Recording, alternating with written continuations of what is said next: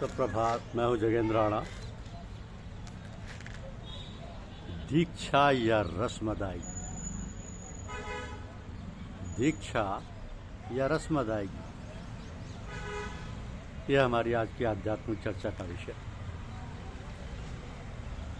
संसार में जितने भी धर्म और संप्रदाय हैं, सभी में किसी न किसी रूप में दीक्षा तत्व की महत्ता है। बिना दीक्षा किए किन्हीं संप्रदायों में साधना प्रारंभ नहीं कराते। विचार है कि दीक्षा से तात्पर्य क्या है, क्यों यह आवश्यक है, किन लोगों को दीक्षा देनी चाहिए और जिन्हें दीक्षा दी जाती है उनमें इस प्रकार की योग्यता है नहीं। इस प्रकार बहुत सी बातें हैं जो प्राय लोग पूछा करते हैं और प्राय लोग बिना सोचे विचारे कह बैठते हैं कि उन्हें दीक्षित कर दी। एक बार की बात है कि गांव गए थे, वहाँ एक नौजवान था जो अपने घर के द्वार पर बैठा था। तभी एक हाथी नशीन बाबा जी वहाँ आए, रुके और बोले, बेटा प्यास लगी है, पानी पिलाओ। वो नौजवान जो जाति का ठाकुर था, कलश मांझ कर धोकर कुएं से पानी भर लाया और कुछ मिष्ठान भी लाया और बाबा जी से कहा, आ जाइए पानी पी लीजिए। तो बाबा जी ने पूछा, बेटा तुमने गुरु किया या नहीं? नौजवान ने उत्तर दिया, नहीं बाबा जी, मैंने गुरु तो नहीं किया। तो फिर मैं तुम्हारे हाथ का पानी नहीं पी सकता, तुम निगरा हो, बाबा जी बोले। तो नौजवान अवाक रह गया और बोला, तो फिर चेला बना लीजिए। अब यही तो चाहते थे बाबा जी।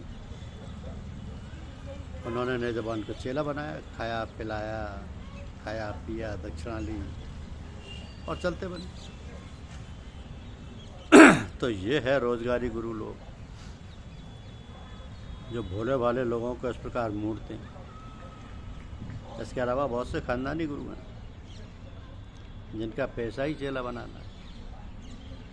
क्या मतलब है चेला बनाने का? इससे उन्हें कोई सरोकार नहीं, उन्हें तो बस चेला बनाना और साल में कम से कम एक बार चेले से दान दक्षिणा लेनी। तो जब साधक साधना के लिए तत्पर होता है, तब उसके अंतर में भगवान को प्राप्त करने की वास्तविक जिज्ञासा होनी चाहिए। यहाँ साधना से हमारा तात्पर्य भगवत प्राप्ति या परमानंद की प्राप्ति अथवा निर्वाण या मोक्ष से है। जब साधक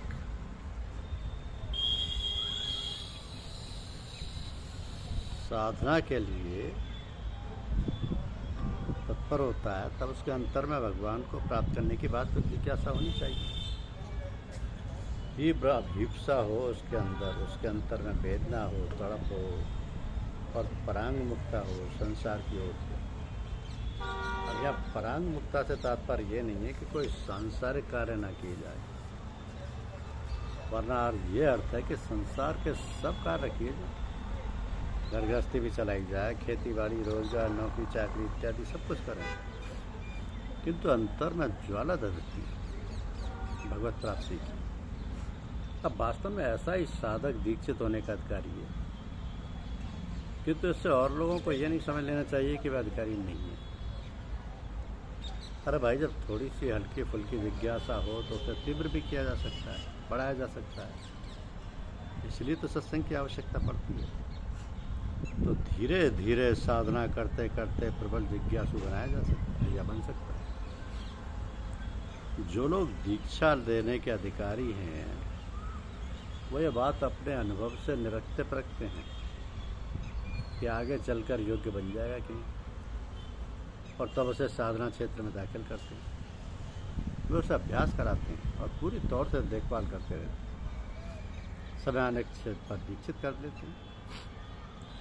हमारे यहाँ का दस्तूर यही है कि प्रारंभ में दीक्षा नहीं देते, धीरे धीरे अभ्यास करते करते जब समय आता है तो दीक्षित कर लेते हैं।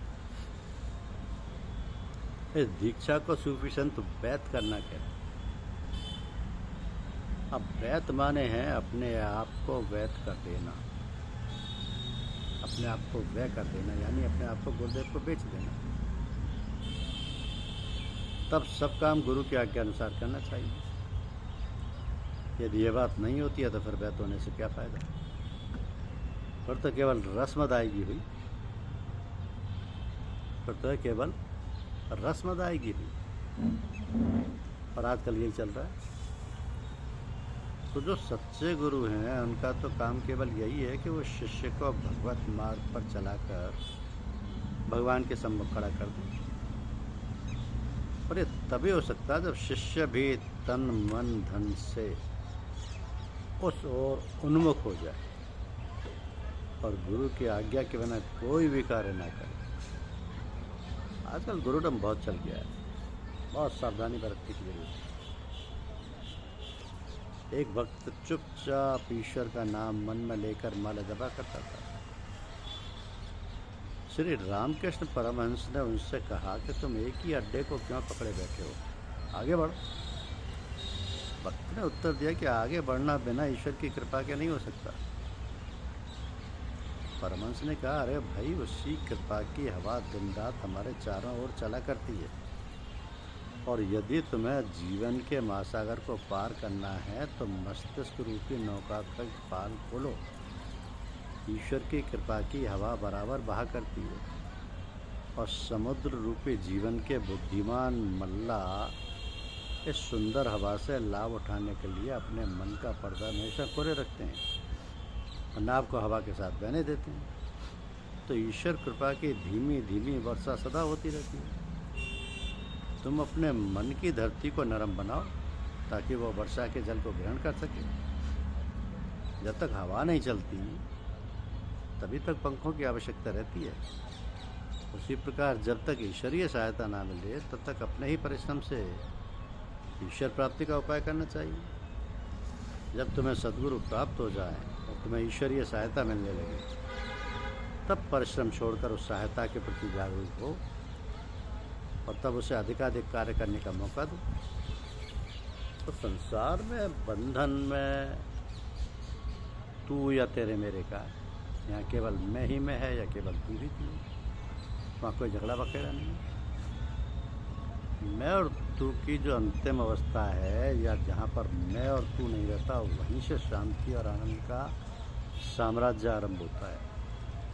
ऐसी अवस्था आने पर फिर द्वैत नहीं रहता। यह अद्वैत अवस्था प्रारंभ में यह स्थायी नहीं होती, आती है कुछ देर, कुछ मिनट, कुछ घंटों या फिर कुछ दिनों टिकती है और फिर लोप हो जाती है। तो यकायक कोई भी इस अवस्था को सहन ही नहीं कर सकता।